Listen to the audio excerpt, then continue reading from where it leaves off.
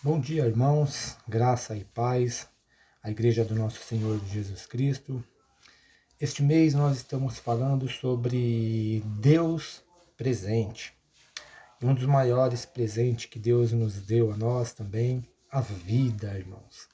E o Senhor espera que nós possamos crer nele, cuidar dessa vida da melhor forma possível, mediante a tua palavra e mediante os seus mandamentos que se encontram nas Escrituras Sagradas. Como que nós somos complicados, irmão? A gente é meio que maluco mesmo. A gente, às vezes, quando tudo vai bem, quando a família está bem, as coisas estão bem na vida, nós começamos a glorificar o Senhor e querer ficar fervoroso com aquele desejo de fazer a obra da melhor forma possível. E quando os ventos da vida sopram, quando o dia mal chega na nossa vida, nós começamos a ficar com medo e ter incertezas no nosso coração.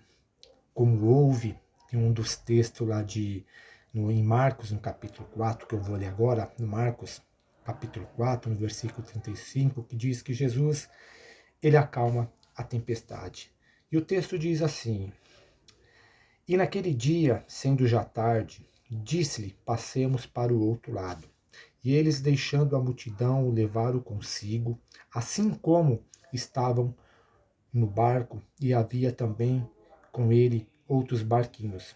E levantou-se grande tempestade de vento, e subiam as ondas por cima do barco, de maneira que já se enchia.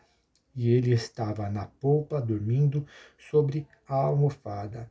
E despertaram-lhe, disseram-lhe: Mestre, não se importa que perecemos? E eles despertando, e ele despertando, repreendeu o vento e disse ao mar: Cala-te e aquieta-te. E o vento se aquietou e houve grande bonança. E disse-lhe: Por que sois tão tímidos? Por que não tendes fé? E sentiram um grande temor e diziam uns aos outros: Mas quem é este que até o vento e o mar obedecem a sua voz? A gente vemos que, se a gente lê Deus do início, quando Jesus estava ali ensinando para a multidão e depois pegou esse barco, a primeira ordem de Jesus foi que atravessamos as outras margens. Eles iam atravessar a margem, independente se o tempo tivesse bom ou não. E os discípulos já estavam acostumados já a lidar com o mar. Só que nesse dia, nesse momento, o mar ficou mais fervoroso, ficou mais bravo e eles perderam aquele controle. E o Senhor, cansado da viagem, estava ali deitado, descansando, e eles com medo foram acordar Jesus: Senhor, nós estamos aqui perecendo, quase morrendo, e o Senhor está aí de boa aí, deitado aí, não vai fazer nada. O Senhor se levanta, ele acalma a tempestade, acalma os ventos e depois perguntam para os seus discípulos: Por que sois assim, homens de pequena fé? Eu estou contigo, eu estou com vocês. Por que vocês estão temendo de tanto medo? E assim é a minha vida, assim é a tua vida. Nós cremos no Senhor e sabemos que o Senhor se faz presente nas nossas vidas, seja no dia mau ou seja no dia ruim. Mas parece que quando as coisas fogem do nosso controle, porque às vezes nós nos sentimos fortes, corajosos, com a nossa sabedoria, com o nosso entendimento, a gente pode fazer tudo.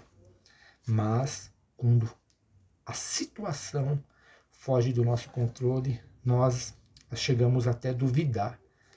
Será que Deus de verdade está conosco? Será que o Senhor está no controle da nossa vida? Irmãos, que nós possamos crer no Senhor, meditar na palavra de Deus, dia e noite, porque Deus, Ele está no controle das nossas vidas. Nós somos seres humanos, cheios de incerteza, cheios de dificuldade, assim como esses discípulos. Imagine, irmãos, esses discípulos andando com Jesus, vendo os milagres do Senhor, dia e noite. Eles tiveram medo. Imagine nós, que nós conhecemos o Senhor só mediante a tua palavra. Nós somos assim, irmãos.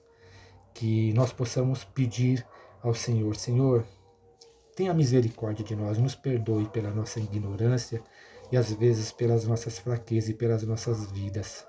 Por mais que as situações, as dificuldades, que os ventos bravios do mar venham para nos derrubar, o Senhor está no controle de tudo. O Senhor está no controle da nossa vida, irmãos. Não tenha medo, homens de pequena fé. O Senhor está conosco. Deus se faz presente em nossas vidas todos os dias. Que o Senhor possa abençoar a vida de vocês e que essa palavra possa ter chegado com clareza e entendimento ao coração da igreja. Um abração e um beijo no coração de cada um de vocês, meus amados. Deus abençoe a todos. Ficam na paz.